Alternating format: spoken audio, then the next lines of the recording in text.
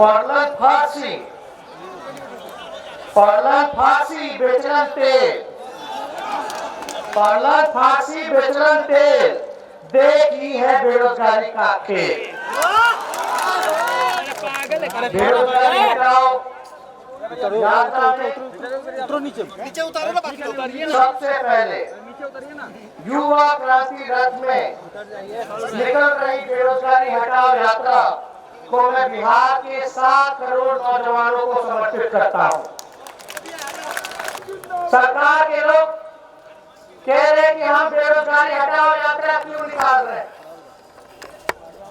हम सरकार के लोगों से कहना चाहते हैं हम बेरोजगारी हटाओ यात्रा नहीं निकालेंगे जब आप करोड़ों नौजवानों को रोजगार दे दोगे। हम सरकार के लोगों से ये कहना चाहते हैं, आदरणीय नीतीश कुमार जी से ये कहना चाहते हैं, या तो आप रोजगार दे दो हमारे बेरोजगार भाइयों को, नहीं तो हमारे यात्रा को समर्थन दीजिए। 2 काम में से एक काम तो जरूर करना पड़ेगा कि नहीं करना पड़ेगा। या तो रोजगार दीजिए या तो हमारे इस यात्रा का समर्थन कीजिए।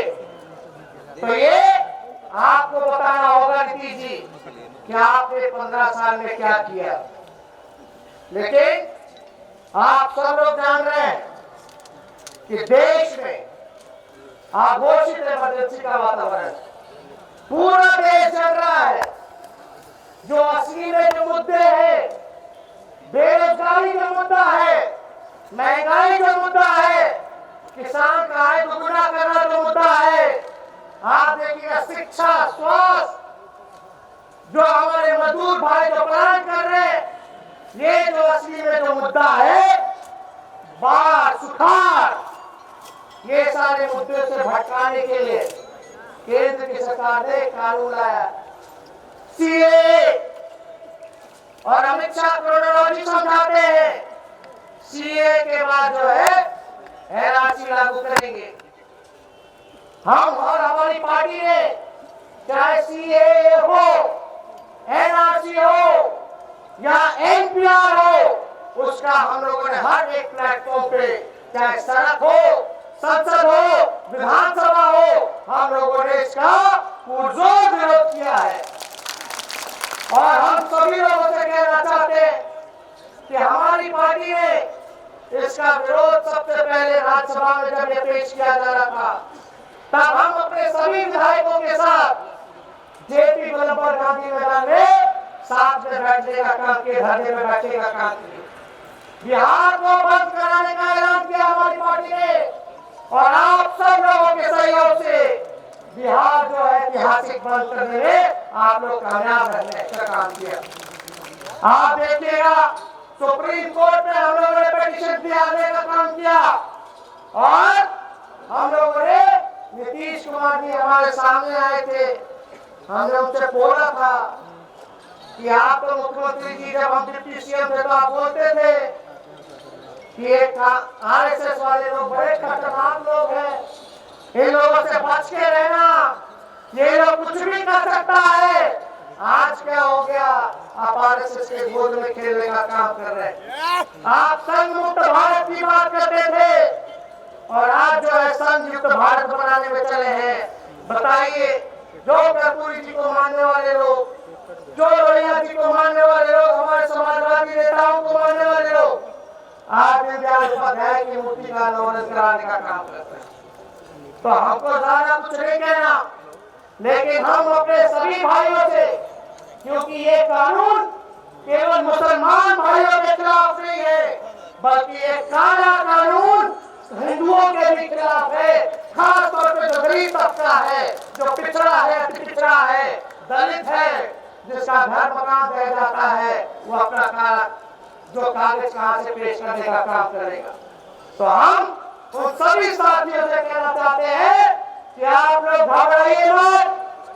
भले ही लालू जी जेल में है, लेकिन हमेशा से उन्होंने सांप्रदायिक शक्तियों को धूल चटाने का काम किया है। बीजेपी के लोग ज्यादा खुश ना हो। ये मत सोचे कि लालू जी बीमार है, ये जाने कि बीमार अभी जिंदा है।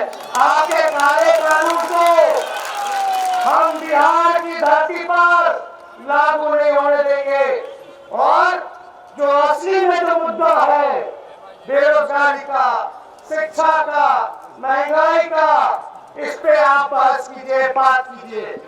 आप सब लोग देखे होंगे, हम आप लोगों के सामने बेरोजगारी हटाओ यात्रा पे आए हैं, सवाल कर रहे हैं। सरकार के लोग समय समय पे पूछते रहते हैं कि बेरोजगारी कैसे हटाइएगा, हमेशा पूछते रहते। लेकिन एक बात समझिए, हम आंकड़े के साथ आए, कोई मेरा आंकड़ा नहीं है। और खास तौर पर जितने यहाँ नौजवान भाई हैं, शांति से पूरी बात को सुनिए। ये रोजगार दिलाने की लड़ाई है और रोजगार दिलाने की लड़ाई में आपका भाई आपके साथ खड़ा है। लेकिन ये जानकारी भी होनी चाहिए कि असल बिहार की हालत क्या है, बिहार में नौजवानों की क्या हालत है, रोजगार की क्या व्यवस्था है। जो आंकड़े नहीं, वो मेरा आंकड़ा नहीं होगा, राज्य सरकार का ही और केंद्र सरकार का आंकड़ा होगा। बेरोजगारी के आंकड़े एनएसएसओ एजेंसी है, उसके रिपोर्ट के आधार पर 45 साल बाद सबसे ज्यादा बेरोजगारी दर बढ़ा। मतलब इतनी ज्यादा बेरोजगारी कभी नहीं थी, ये 45 साल बाद जो है ये दर बढ़ा है। अगर बिहार की बात की जाए, क्योंकि बिहार जो है सबसे युवा प्रदेश है, सबसे ज्यादा नौजवान यहाँ 7 करोड़ नौजवान है। देश हमारा सबसे युवा पूरे दुनिया में, और बिहार जो है देश में सबसे युवा प्रदेश है। और मुझे दुख होता है कि बिहार जो है बेरोजगारी का केंद्र बना हुआ है।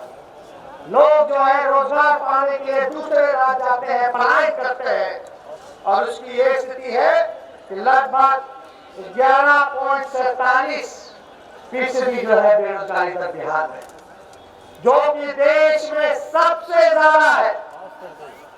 आप देखिएगा,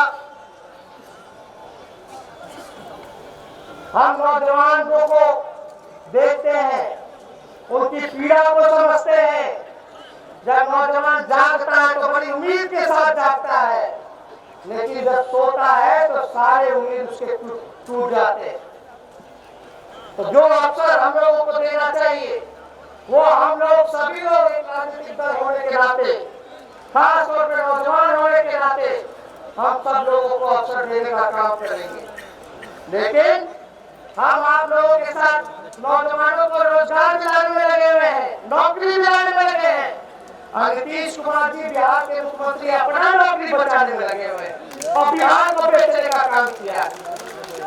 नीतीश कुमार जी ने अपनी नौकरी बचाने का काम किया और बिहार को बेच देने का काम किया। हम नीतीश कुमार जी से पूछते हैं कि 15 साल वो मुख्यमंत्री रहे, बेरोजगारी के बारे में वो उन्होंने क्या कदम उठाने का काम किया है, ये वो बताया। कितना सृजन कराने का काम किया, कितने नौजवान युवाओं को रोजगार दिलाने का काम किया, कितने युवाओं ने रोजगार कार्यालय में जाकर के अपना पंजीकरण कराने का काम किया है। नीतीश कुमार जी इस सवाल का जवाब हमको उम्मीद होगा कि आप देने का काम कीजिएगा। अगर आप देखें तो हर बार नीतीश कुमार जी बात करते हैं 15 साल बनाम 15 साल की, तो हम उनको बताना चाहेंगे कि इस 15 साल में जब लालू जी पहली बार 1990 में बिहार के मुख्यमंत्री बने तो उन्होंने क्या काम किया और क्या स्थिति थी, बताए नीतीश कुमार जी। उस समय आर्थिक, राजनीतिक जो स्थिति थी, सामाजिक जो स्थिति थी, वो आज के माहौल से पूरी तरीके से अलग थी। उस समय 90 में जब लालू जी मुख्यमंत्री बने तो उसकी स्थिति समझे कि गांधी मैदान और पटना का रेलवे स्टेशन जो था वो गिरवी रखा हुआ था। लगभग 27 करोड़ बिहार का वित्तीय घाटा चल रहा था। अफसरशाही, भ्रष्टाचार चरम सीमा पर थी। वंचित शोषित समाज का अगर कोई आवाज उठाने का काम करता था तो उसके आवाज को दबा दिया जाता था। लालू जी जब मुख्यमंत्री बने तो गरीबों को आवाज दिया, सामाजिक न्याय देने का काम किया, उनको पहचान, सम्मान और स्वाभिमान दिलाने का काम किया लालू जी ने। साथ साथ विश्वविद्यालय लालू जी के राज में, राबड़ी जी के राज में बिहार को मिला। अब झारखंड बढ़ गया तो 2 विश्वविद्यालय, आपका जो है झारखंड चला गया 5 विश्वविद्यालय जो है पटना रह गया। आप पूछना चाहते हैं नीतीश कुमार जी से, बताएं आपके राज्य में कितने विश्वविद्यालय आपने बनाने का काम किया। लालू जी मुख्यमंत्री रहे तो नए जिला बना, नए ब्लॉक बने, अस्पताल, स्कूल, पुल, सड़क और पीपा पुल जैसे दियारा के इलाकों को देने का काम किया, उनको जोड़ने का काम किया। बड़े बड़े पुल बने, विक्रमशिला जैसे पुल बनने का काम किया। आप देखिएगा लाखों लोगों को लालू जी ने पुलिस में बहाली करा करके रोजगार देने का काम किया। लाखों शिक्षकों की उन्होंने परमानेंट बहाली कराने का काम किया। आज जो भी स्कूल चल रहा है पुलिस शिक्षकों की बदौलत चल रहा है, ये सब लोग जानते हैं। आप देखिएगा कितने जनप्रतिनिधि प्रतिनिधित्व ऐसे ऐसे समाज जो पिछड़ा समाज था, दलित समाज था, गरीब परिवार था, जो अंतिम पैदान पे खड़ा था, वैसे लोगों को आगे बढ़ा करके लालू जी ने MP, MLA और देश की सबसे बड़ी सांसद में भेजने का काम करने का काम किया लालू जी ने। और 98 से 2004 तक वाजपेयी जी की सरकार रही। लालू जी को रोकने के लिए लगभग दर्जन भारतीय केंद्रीय मंत्री भाजपा के बने थे, उसमें से एक नीतीश कुमार जी भी थे। आप लोग याद कीजिएगा, वो दौरान इन लोगों ने सारा प्रयास किया और हम लोगों की सरकार की तो पूरी तरीके से सौतेला व्यवहार होता था, कोई काम नहीं होने देते थे। मुकदमा किया, लालू जी को फंसाने का काम किया और पूरी तरीके से जो है सरकार को बदनाम करने का काम किया। लेकिन आप सब लोग से हम कहते हैं कि भले ही हम लोगों से कभी कोई चूक हुई होगी, कोई गलती हुई होगी, अगर कोई चूक हुई है तो हम उसको स्वीकार करते हैं। लेकिन अब नया जमाना है, नए जमाने के साथ, नए दौर के साथ बिहार को आगे बढ़ाने का हमको काम करना है, नया बिहार बनाने का काम करना है। लालू जी पे सवाल उठाने वाले लोग ये भी जान लो, जब केंद्र सरकार में UPA 1 में जब लालू जी की सरकार बनी तो UPA की सरकार ने 5 साल में लालू जी ने बिहार को 1,44,000 करोड़ रुपए दिलवाने का काम किया। हम पूछना चाहते डबल इंजन की सरकार में बिहार को क्या मिला? ठेंगा मिला। बिहार के लोगों को ठगने का काम किया गया। आप बताओ बिहार को कुछ मिला कि नहीं मिला? NDA की सरकार ने कुछ दिया? बोलते थे, क्या बोलते थे? बिहार को विशेष राज्य का दर्जा दिलवाएंगे, बिहार को विशेष पैकेज दिलवाएंगे, बाढ़ का स्पेशल पैकेज दिलवाने का काम किए करेंगे। लेकिन एक बूटी कौड़ी भी बिहार को दे देने का काम किया इस डबल इंजन की सरकार ने। क्या फायदा ऐसी डबल इंजन की सरकार का? रघुवंश बाबू यहाँ बैठे हैं, जिनको शक है उनसे जाकर के पूछ लीजिएगा। प्रधानमंत्री सड़क योजना में जितना सड़क, जितना पैसा इनके रहते हुए में ग्रामीण विकास मंत्री थे जब भारत सरकार में, जितना बिहार को मिला उतना और कोई राज्य को नहीं मिला था। लेकिन जो आज विकास थोड़ा मोड़ा आप लोगों को दिखता है, ये केंद्र ने जो 1,44,000 करोड़ का जो पैकेज दिया था उसी के बदौलत दिखता है। नीतीश जी आज की स्थिति बताइए आप कि बिहार जो है हर एक मामले में जो है पिछड़ी क्यों हो जाता है? नीतीश जी कभी ये क्यों नहीं बताते कि जो BRGF जो बैकवर्ड ग्रांट फंड था, इसका जो है बोर्ड कौन बनाने का काम किया? ये लालू जी ने UPA 1 के समय में ये BRGF बोर्ड बना। ये क्यों नीतीश कुमार जी बनाते हैं? वर्ल्ड बैंक हो, आपका जायका हो, आपके जो बड़े बड़े बैंक हैं जो उधार लेने का काम करते हैं, पहले राज्य सरकार को उधार लेने की, लोन लेने की इन बैंकों से अनुमति नहीं थी। केंद्र सरकार में जब लालू जी गए तो यूपीए 1 में ये राज्य सरकार को इजाजत होने का काम किया गया। आप देखिएगा नीतीश कुमार जी, जितना आप पटना में आरोपी चिड़ियाघर है या जितना रेलवे का आरोपी है, उस दौर में 100% लालू जी जब रेल मंत्री थे तो पूरा रेलवे पैसा देने का काम करता था। पूरा लालू जी रेल मंत्री बने तो 90,000 करोड़ का मुनाफा रेलवे को दिलाने का काम किया। और लालू जी की ये सोच थी कि गरीब रथ निकाल करके गरीबों को भी एसी में सफर कराने का काम किया लालू जी। लेकिन नीतीश कुमार जी के सरकार में क्या काम हुआ? नीतीश जी आप बताइए, आज बिहार की स्थिति क्या है?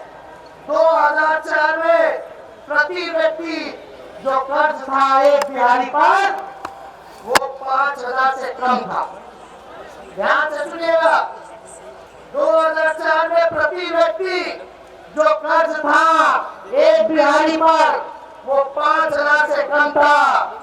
और 15 साल नीतीश कुमार जी के राज करने के बाद आज 1,35,000 हर एक बिहारी पर कर्जा है। हर एक बिहारी पे कर्जा है। ये आपने नीतीश कुमार क्यों नहीं देते? आप बताइए, नीति आयोग का जो सर्वे आया, SBI जो सतत विकास सूचकांक है, उसमें बिहार शिक्षा स्वास्थ्य में सबसे पिछड़ी राज्यों में से आता है। ये मेरा आंकड़ा नहीं है, नीति आयोग का है।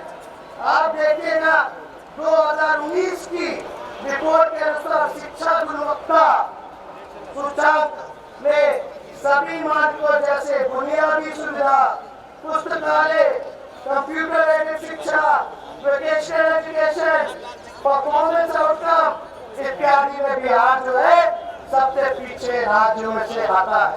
ये भी नहीं, कुपोषण के मामले में बिहार जो है सबसे पीछे राज्य में आता है, अंतिम स्थान में आता है।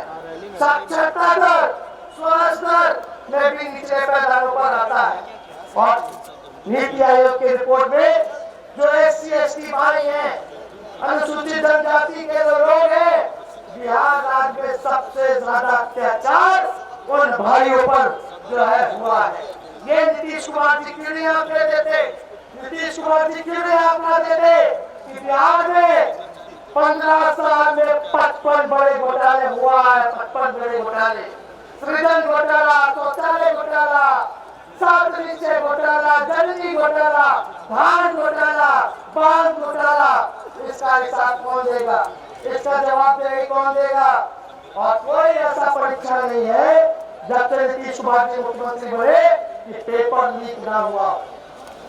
बिना पेपर लीक हुए कोई परीक्षा नहीं आता। और जब चाहे सिपाही बहाली हो, दरोगा बहाली हो, तो आप देखिएगा जब लड़के जब आवाज उठाते हैं कि उनके साथ अन्याय हो रहा है, सरकार की कमियों को गिनाते हैं, तो लाठी डंडे की सरकार हमारे नौजवान युवा भाइयों पर जो है बहरे पीछे लाठी से पिटवाने का काम करती है। शिक्षकों को तंग किया जा रहा, जो शिक्षा गुणवत्ता होनी चाहिए थी उसको पूरी तरीके से इस सरकार ने समाप्त कर दिया। और बिहार में DGP ये कहते हैं, क्या बोलते हैं DGP कि हम भी अकेले घूमने तो कोई गोली मार करके चला जाएगा। यानी बिहार में क्राइम रेट जो है, लॉ एंड ऑर्डर पूरी तरीके से खत्म हो चुका है। ये हम पे आरोप लगाने वाले जंगल राज का आज राक्षस राज आ गया है। यहाँ बहन बेटियों की इज्जत लूटी जा रही है, गैंग रेप हो रहा है और अपराधियों को संरक्षण देने का काम कर रहा है। अब BJP ऐसी बातें कर रहा है तो आप समझ जाइए, जब BJP खुद को अपने आप को सुरक्षित नहीं समझते हैं तो आवाम की क्या स्थिति होगी। तो पूरी तरीके से जो है अपराधियों का अपराधीकरण हो गया है, कोई सुनने वाला नहीं है। और जितने बड़े बड़े भ्रष्टाचारी थे उनको मंत्री बना दिया जा रहा है। कोई घोटाले की जांच नहीं हो रही, कोई दोषी जो है अधिकारी पे कार्रवाई नहीं हो रहा। इसका जवाब नीतीश कुमार जी क्यों नहीं देते? आप देखिएगा डीजीपी का फिलहाल में बयान आया, डीजीपी ने स्वीकार किया कि थाना के मदद से ही दारू बेची जाती है, थाना के मदद से। अब बात सही है, हम तो धन्यवाद देते डीजीपी महोदय को कि आपने कम से कम स्वीकार किया, हिम्मत दिखाया, आपने कम से कम ये तो माना जो हम लोग विपक्ष के लोग ये आरोप लगाते थे, जो सच बोलते थे, उसको आपने स्वीकार करने का काम किया। बताओ शराबबंदी हुआ है? कोई बंदी नहीं हुआ। अब आप लोग बोल रहे पूरी तरीके से होम डिलीवरी हो रहा, 200 रुपए का बटन 1500 में मिल रहा है, तो ये स्थिति बनी हुई है। देखिए, हम लोग नशा मुक्ति के खिलाफ है, नशा मुक्त होना चाहिए हमारा प्रदेश देश, लेकिन नीतीश कुमार जी आप सरकार में है, ये आपकी जिम्मेदारी बनती कि बिहार में आप जो है नशा मुक्त कराने का काम करें। लेकिन ऐसा लगता है कि पूरी तरीके से बिहार में जो है शराब की बिक्री हर जगह हो रही है, हर जगह होम डिलीवरी हो रहा है। आप जो है अपने जिम्मेदारी से हट नहीं सकते, बच नहीं सकते। केवल कागजों पे कानून बनाने से नहीं होगा, उसको इम्प्लीमेंट कराने का काम करना होगा। आप देखिएगा, अभी बीपीएससी के चेयरमैन का एक ऑडियो वायरल हुआ, उस स्टेट में नौकरी देने के लिए उसका रेट बता रहे 25 से 30 लाख, बोलते केवल डीएसपी बना देंगे, 25 से 40 लाख रुपए लगेगा। यानी बीपीएससी के चेयरमैन का ऑडियो वायरल हुआ, क्या कार्रवाई हुई? यानी बिना घूस के इस सरकार में सुनवाई नहीं होगी, कोई काम नहीं हो रहा, हर परीक्षा में नौकरी में फर्जीवाड़ा हो रहा है। तो इसलिए नीतीश कुमार जी पे भी आप जो है नजर डालने का काम कीजिए। अब हम लोगों से पूछते हैं कि बेरोजगारी कैसे दूर करेंगे, सरकार पूछता है कैसे दूर करेंगे तेजस्वी, हम कहते हैं कि तेजस्वी बताएगा कि बेरोजगारी कैसे दूर करेंगे। लेकिन ये भी हम सरकार से पूछना चाहते हैं कि बेरोजगारी का क्या कारण है, बेरोजगारी का क्यों है, और आपने 15 साल बेरोजगारों के लिए क्या काम किया है। देखिए, नीतीश कुमार जी ने अब थक चुके हैं, बिहार उससे नहीं चल सकता, अब पुरानी गाड़ी हो गए। अब हम लोगों को नए सोच के साथ नए जमाने में तेजी से आगे बढ़ना होगा, विजन लाना होगा। और नीतीश कुमार जी बेरोजगारी दूर करने के लिए उसका मंत्र है पॉलिटिकल विल, यानी राजनीतिक इच्छा शक्ति होनी चाहिए दूर करने के लिए, जो आप में नहीं दिखता है। और हम लोग पॉलिटिकल विल के साथ, राजनीतिक इच्छा शक्ति के साथ हम आप लोगों से वादा करते हैं कि हम बेरोजगारी को दूर करने का काम करें। सबसे पहले जब आप लोगों को पता होगा, हम डिप्टी सीएम थे, नीतीश कुमार जी मुख्यमंत्री थे, और हमारी पार्टी ने, हमारे राष्ट्रीय अध्यक्ष लालू जी ने मांग की थी कि डोमिसाइल कानून को लागू करो। क्या ये कानून हमारे बिहार के लोग बिहार में रोजगार नहीं मिल पाता, जो भी निकलता है थोड़ा बड़ा बाहर के लोग आते हैं वो ले लेते हैं। अगर हमारी सरकार आएगी तो सबसे पहले डोमिसाइल कानून को हम लोग लागू कराएगा, जिसमें कि 85% जो बिहार के लोग हैं उनको रोजगार मिलेगा। और आप देखिएगा लाखों पद जो है सरकारी नौकरी में रिक्त है, चाहे शिक्षा के क्षेत्र में हो, चाहे स्वास्थ्य के क्षेत्र में हो, चाहे इंजीनियरिंग के क्षेत्र में हो, चाहे पुलिस के क्षेत्र में हो, इन लाखों पदों को हम लोग भरने का काम करेंगे। नीतीश कुमार जी ने पता नहीं अब तक इन रिक्त जगहों को क्यों नहीं भरने का काम। लाखों पदे खाली है, लाखों पदे सिपाही का खाली है, बस 50,000 की कमी है, नहीं भर पा रहे। डॉक्टर इंजीनियरों की कमी है, हर जगह जो है नर्सों की कमी है। ये पदों को क्यों नहीं भरने का काम किया नीतीश कुमार जी ने। अगर हमारी सरकार आएगी तो उसको हम लोग भरने का काम करेंगे।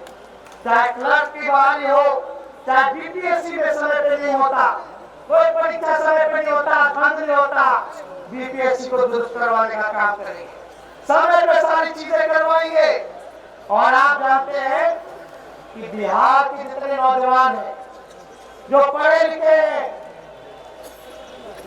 लोग हमसे पूछते, एक बार प्लेन में जा रहे थे तो एक नौजवान जो है बैंगलोर जा रहा था, सॉफ्टवेयर इंजीनियर था, इंफोसिस में काम करता था। हमारी बातचीत हुई तो बोला भैया हम तो 12वीं के बाद ही निकल गए, 12वीं पढ़ाई किए और 12वीं हम नौकरी ले लिए, अब वही घर लेकर के हम अपना रोजी रोटी जो है कमा रहे।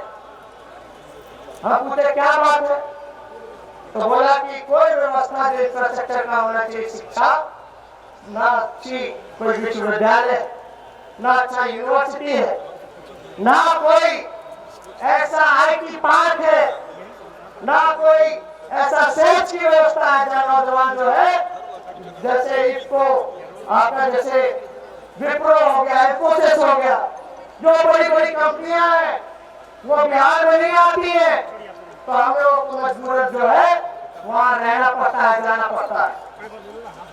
तो हमको इसका डर है, अगर हमारी सरकार बनेगी तो आईटी सेक्टर को हम लोग जो है मजबूत करेंगे। ये नीतीश कुमार जी बताए कि अब तक उन्होंने आईटी सेक्टर को मजबूत क्यों नहीं किया। नीतीश कुमार जी बताए अब तक जो है आईटी पार्क की बनाने का काम किया, सेज के लिए व्यवस्था करने का काम किया। यही बिहार के लोग का ब्रेन ड्रेन हो रहा है, मतलब जो ब्रेन ड्रेन हो रहा है, मतलब पढ़े लिखे लोग, बुद्धिमान लोग बिहार को छोड़ के दूसरे राज्य जा रहे, ब्रेन ड्रेन हो रहा है। इसको हम लोग रोकने का काम करेंगे। बहुत सा बड़ी बात है, अगर इच्छा शक्ति हो, पटना में देखते होंगे बीच में 25 एकड़ का जमीन है, उसमें पार्क बना दिया गया है। अगर इच्छा शक्ति होती तो हम लोग उसके जगह पर जो है आईटी सेक्टर लगाने का काम करते। 25 एकड़ का 100 एकड़ हम लोग दे देते सेज लगाने के लिए, आईटी पार्क, आईटी सेक्टर के लिए। बड़ी बड़ी कंपनियों से हम लोग बात करते। क्या नीतीश कुमार जी ने कितने लोगों से बात किया, कितने लोगों की न्योता देने का काम किया, उनकी समस्या क्यों नहीं जानी कि किन समस्याओं के कारण जो है यहाँ कंपनियां नहीं आती। अगर कंपनियां आएंगी उन समस्याओं को दूर करेंगे, इंफ्रास्ट्रक्चर बेहतर बनाएंगे, तो आप समझिए कि वो कंपनियां आएंगी और हमारे बिहार में जो लोग हैं उनको रोजगार मिलेगा। अब शिक्षा के लिए बाहर जाता है कि नहीं जाता, यानी बिहार का पैसा दूसरे राज्य में जा रहा है, नौकरी करके वहां रह रहा है तो वहां पैसा जा रहा है, डेली रोज जीना मरना वही है, खरीदारी वही है, वही सारी चीजें होगी। अगर आप समझिए कि शिक्षा के क्षेत्र का पैसा अगर अच्छा एजुकेशन सिस्टम इंफ्रास्ट्रक्चर अगर हम लोग यहाँ बनाए तो क्या बिहार के लोग यहाँ नहीं रुकेंगे, बिहार के लोग यहाँ रुकेंगे।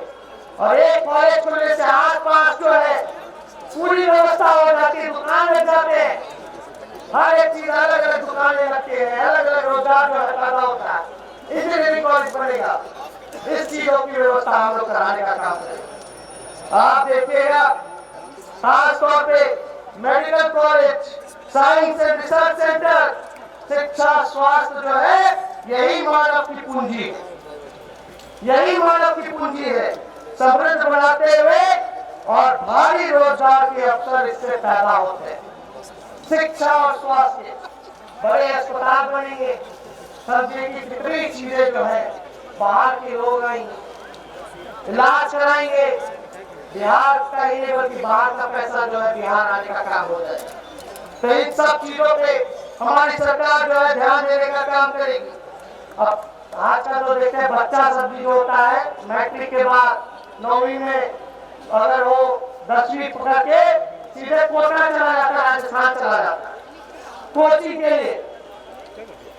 क्या हम यहाँ नहीं व्यवस्था कर सकते? और इस दुनिया में कौन सी ऐसी चीज है जिसकी पूर्ति अगर इच्छा हो तो उसकी पूर्ति ना हो? अगर हम ठान नहीं करना है तो कुछ ऐसा चीज नहीं है दुनिया में जो हम नहीं कर सकते। आजकल इंसान जो है चांद पे जा रहा है, मार्स पे जा रहा है, और हम यहाँ अच्छी कोचिंग सेंटर नहीं खोल सकते, अच्छे अस्पताल, अच्छे कॉलेज नहीं कर सकते, रोजगार पैदा नहीं कर सकते, IT पार्क नहीं पैदा कर सकते। तो ये सरकार पे हम लोगों की प्राथमिकता होगी। और भी आप देखिएगा कृषि के क्षेत्र में हमारी सरकार जो है विशेष तौर पे ध्यान देने का काम करेगी।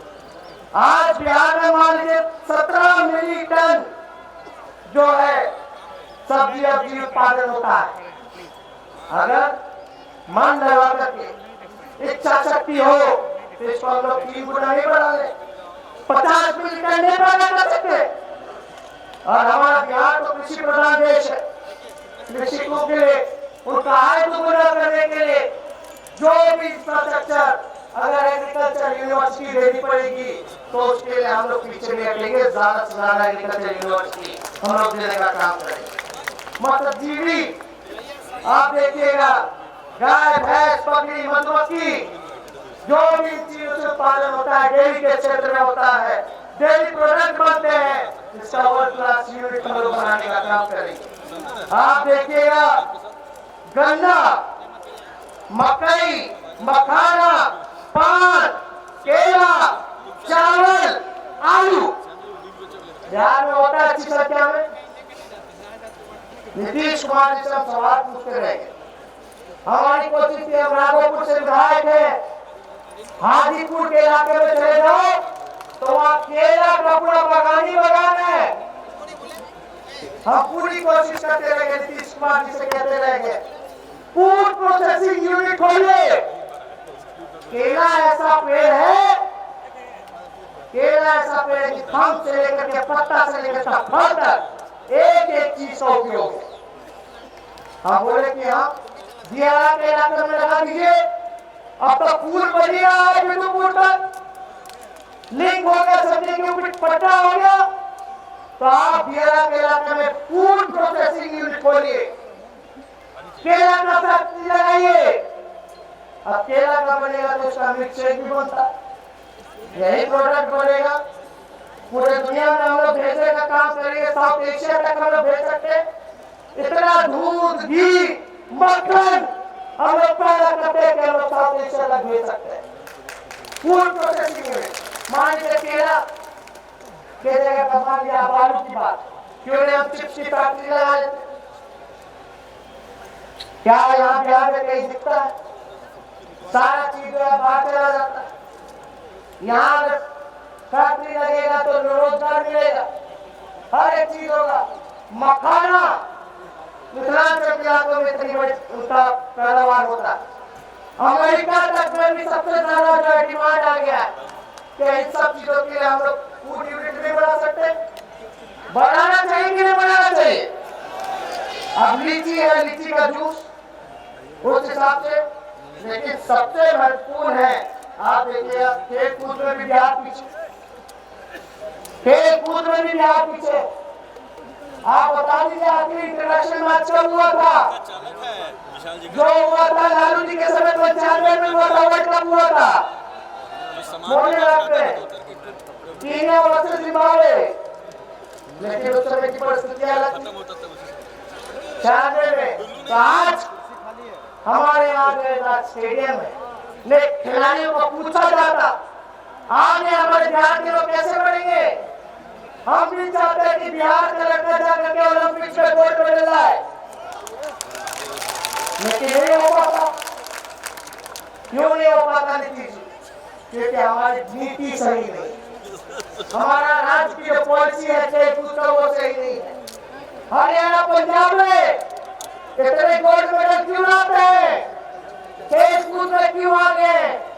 इसलिए आगे हैं क्योंकि वहाँ नीति अच्छी है, वहाँ खिलाड़ी को पूछा जाता है, वहाँ अच्छा इंफ्रास्ट्रक्चर की व्यवस्था है, नौकरी देती है सरकार मेडल लाने पर।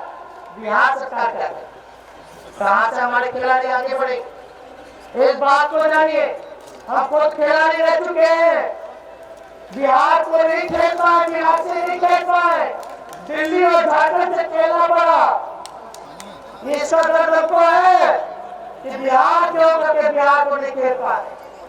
तो ये व्यवस्था, तो ऐसी व्यवस्था खेल कूद की भी हम लोग जो है हर जगह कराने का काम करेंगे। साथ ही साथ टूरिज्म, पर्यटन जो है बड़ा क्षेत्र है और बिहार में, बिहार का ऐतिहासिक गौरवशाली इतिहास रहा। जैन बुद्ध, आप देखिएगा सीता मैया, नालंदा का विश्वविद्यालय से लेकर के जो हमारे सिखों के गुरु गोविंद सिंह जी है, कितनी व्यवस्था है जो हम जो है टूरिज्म को बढ़ा सकते हैं। छोटे छोटे राज्य अगर चले जाइए जहाँ कोई ऐसा व्यवस्था नहीं हो रहा, आर्टिफिशियल बना करके टूरिज्म बढ़ाने का काम कर रहा है। और हमारे यहाँ इतना कुछ होते हुए भी हम जो है पर्यटन क्षेत्र को बढ़ा नहीं पा रहे, आगे नहीं बढ़ा पा रहे। तब देखिए टूरिस्ट आएंगे, विदेश का पैसा आएगा, लोग आएंगे, खरीदारी करेंगे, रहेंगे, खाएंगे, पिएंगे, इससे रोजगार जो है इतना पैदा हो। इस पे सरकार ध्यान नहीं देती। हम लोग जो है इस क्षेत्र में भी पूरी तरीके से ध्यान दें। और जो सबसे मुख्य बात है, industry specific cluster board, industry specific cluster, यानी टेक्सटाइल क्लस्टर अलग होगा, फूड प्रोसेसिंग क्लस्टर अलग होगा, मैन्युफैक्चरिंग क्लस्टर अलग होगा, हैंडलूम क्लस्टर होगा, लेदर क्लस्टर होगा, ऑटोमोबाइल क्लस्टर होंगे, केमिकल और फार्मास्यूटिकल क्लस्टर अलग होगा। इसका अलग अलग जो है क्लस्टर हम लोग जो है बिहार में पैदा करने का काम करेंगे, देने का काम करेंगे, ताकि बिहार में कोई चीज की कमी ना रह जाए और इन सारी चीजों से रोजगार जो है बढ़ता है, लोगों को रोजगार मिलने लगेंगे और लघु हो, उद्योग हो, मैन्युफैक्चरिंग हो। और बिहार का तो जियोग्राफिकल एडवांटेज भी है। अब ये बहाना नहीं चलेगा कि बिहार लैंड लॉक स्टेट है इसलिए डेवलपमेंट नहीं हो सकता, विकास नहीं हो सकता। लैंड लॉक स्टेट भले ही है लेकिन इसका जियोग्राफिकल हम लोगों को एडवांटेज भी है। और चाहे we are well connected by rail, road and air, मतलब हम लोग अच्छी तरीके से हम लोगों का लिंक है। भले लैंड लॉक है लेकिन रेल से, रोड से और जहाज से, एयर से हम लोग अच्छे तरीके से कनेक्ट हैं। और बिहार जो इतना बड़ा कंज्यूमर स्टेट है, बाहर की चीजें आती है, बाहर का चीज हम लोग खाते पीते हैं, पैसा बाहर जाता है। अब बिहार इतना बड़ा कंज्यूमर, हम यही क्यों नहीं पैदा करें और यही क्यों नहीं कंज्यूम करें?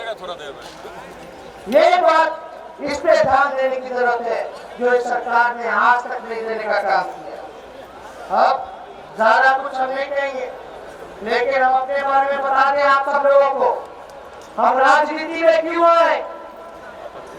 हम तो खेलते थे, कूदते थे, राजनीति में आने का मकसद मेरा क्या था? राजनीति भले मेरे माता पिता विरोधी दल के नेता रहे, बिहार के मुख्यमंत्री रहे, मैं भी विरोधी दल का नेता हूँ, मेरे को मौका मिला है, भगवान की दया से कोई चीज में कमी नहीं रही है। लेकिन एक नौजवान होने के नाते, बिहारी होने के नाते हम भी चाहते हैं कि मेरे बिहार का तरक्की हो, बिहार आगे बढ़े। दूसरे राज्य खेलने दूसरे जाते थे तो देखते थे कितना विकसित राज्य, कोई चीज की कमी नहीं, बिहार में हर एक चीज की कमी। अब जब आपको मौका मिला है और जब आप लोग मौका दीजिएगा, विश्वास दिलाएगा, आशीर्वाद दीजिएगा, तो हम चाहते हैं बिहार की गरीबी को हम दूर करने का काम। बिहार के नौजवानों को रोजगार देने का काम करें। तो आप लोगों का आशीर्वाद होगा ना, आप लोगों का समर्थन होगा ना। देखिए हम काम की बात करेंगे, बाकी राजनीतिक बात इधर उधर होती रहती है, लेकिन आप समझिए पार्टी के लोगों को हम एक संदेश देना चाहेंगे, पार्टी के लोगों को संदेश देना चाहेंगे। अभी बात सुन लीजिए, आने वाले चुनाव में हमें कोई नहीं हरा सकता, हमें कोई नहीं हरा सकता, बात आइए। और 8 महीने बाद आपकी सरकार बनने जा रही है,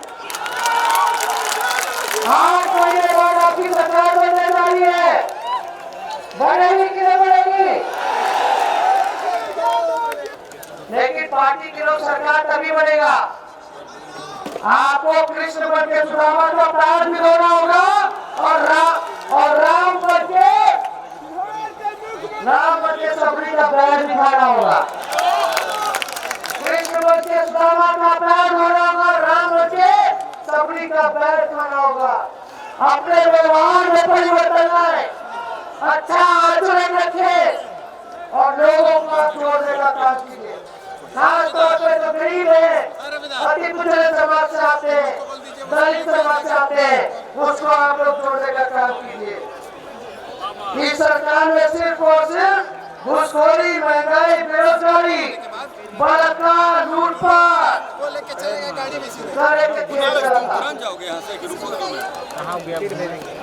और इस सरकार के कुटिल खेल के लगा हुआ है भारतीय जनता कुणाल का वायर उतार हुआ। सोचिए थाना तहसील में बिना चढ़ावे के कोई काम नहीं हो रहा। बताओ दरोगा और सीओ बिना गांधी जी का नोट लिए कोई काम कर रहा है? बिना नोट लिए कोई काम नहीं कर रहा। आप बताइए आपको चीज मुझे क्या रोजगार मिलना चाहिए? दोनों हाथ उठा के मुझे क्या रोजगार मिलना चाहिए? क्या कार्रवाई कारखाने उद्योग खुलने चाहिए? क्या पलायन रुकना चाहिए? क्या थाना और सीओ में घूसखोरी रुकनी चाहिए कि नहीं रुकनी चाहिए? क्या सरकार बदलनी चाहिए? आवाज में क्या सरकार बदलनी चाहिए?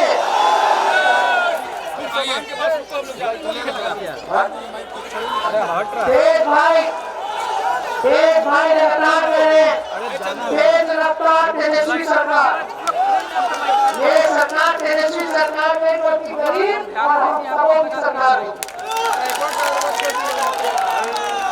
और हमारा यही नारा रहेगा, पार्टी के लोग ध्यान से सुन ले, पढ़ाई लिखाई दवाई सिंचाई कमाई सुनवाई और कार्रवाई वाली सरकार होगी। फिर से सुने, पढ़ाई सुनो, पढ़ाई लिखाई मेरे पीछे पीछे बोलेगा, पढ़ाई लिखाई दवाई सिंचाई कमाई सुनवाई और कार्रवाई वाली सरकार होगी। और सबसे पहले हम लोगों ने जनादेश का अपमान यात्रा निकाला, संविधान बचाओ यात्रा निकाला, भाजपा भगाओ देश बचाओ रैली निकाला। लगभग हम लोग 14,000 किलोमीटर हमने 2 सालों में सफर करने का काम किया, लोगों के बीच रहने का काम किया। लेकिन ये बेरोजगारी, भाई बंधु और जितने साथी बेरोजगार हैं, ये बात सुनिए, हम भरोसा और विश्वास देता है कि जब हमारी पार्टी के सरकार आई तो रहुआ सबके रोजगार खातिर सबसे पहले रोजगार सृजन करके सुनिश्चित करके कार्रवाई कर। अब रहुआ सभी के घर आंगन में लालटेन के प्रकाश से बेरोजगारी के अंधेरा दूर भगा दे। तो बस रहुआ सब राजद गठबंधन के वोटे करके ऐसे जन विरोधी सरकार के काट फेंकी, वो काट में बना साथ रही ना, लड़े के बाद, करे के बाद, जीते के बाद लड़े के बाद, करे के बाद, जीते के बाद।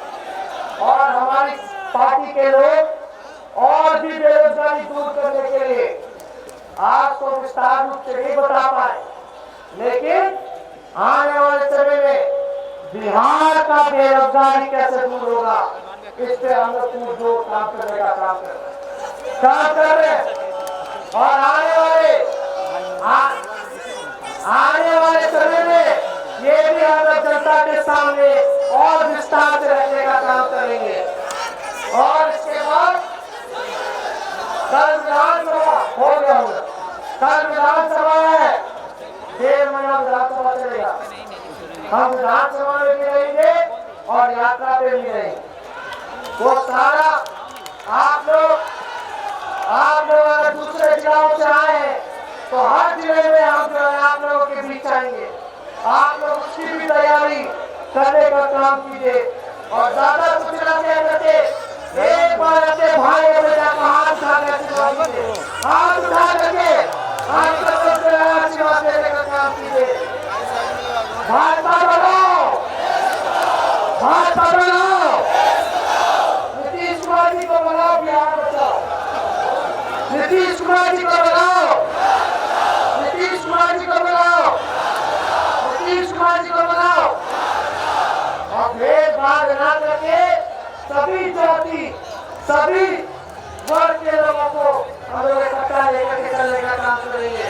सबके सुनवाई हम लोग करेंगे, सबका काम करेंगे और आरक्षण की जो लड़ाई है उसको भी हम लोग करेंगे। आप सब लोगों का बहुत बहुत धन्यवाद। जय हिंद, जय बिहार।